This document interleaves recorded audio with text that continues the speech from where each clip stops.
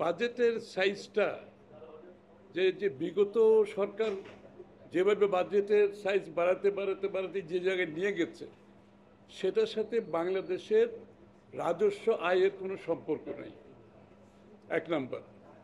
দুই নাম্বার হচ্ছে, আপনি যখন রাজস্ব আয়ের পুরোটাই আপনার আপনার পরিচালন ব্যয়ের মধ্যে ব্যয় হয়ে যাবে। এই ঈদে জামা জুতো অ্যাক্সেসরিজের ডিসকাউন্ট। তাইলে আপনি পুরো উন্নয়ন বাজেটটা কিন্তু দেশের ভিতর থেকে দেশের বাইরের থেকে আপনি ধার করে চালাচ্ছেন।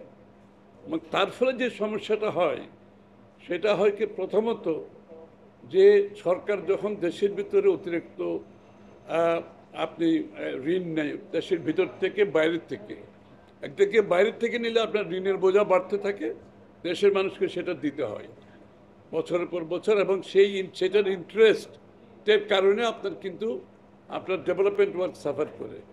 আবার দেশের ভিতর থেকে নিলে দুইটা ক্ষতি, আরও বেশি ক্ষতি, এই জন্য যে আপনার তো এটার ইন্টারেস্ট, এটার যে সুদ পে করতে হয়, যেটা দেশের ওভারঅল বাজেটকে ক্ষতিগ্রস্ত করে।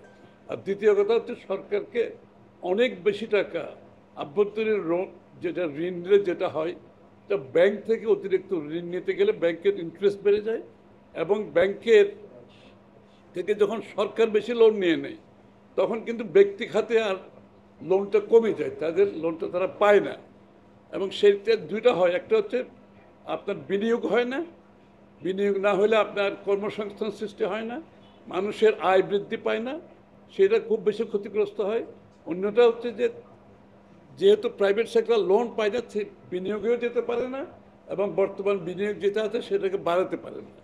সুতরাং আমি মনে করি এই বাজেটে সেই বিষয়টা লক্ষ্য করে আমাদের রাজস্ব আয়ের সাথে আপনার বাজেটের সাইজের একটা সম্পৃক্ততা থাকা উচিত ছিল।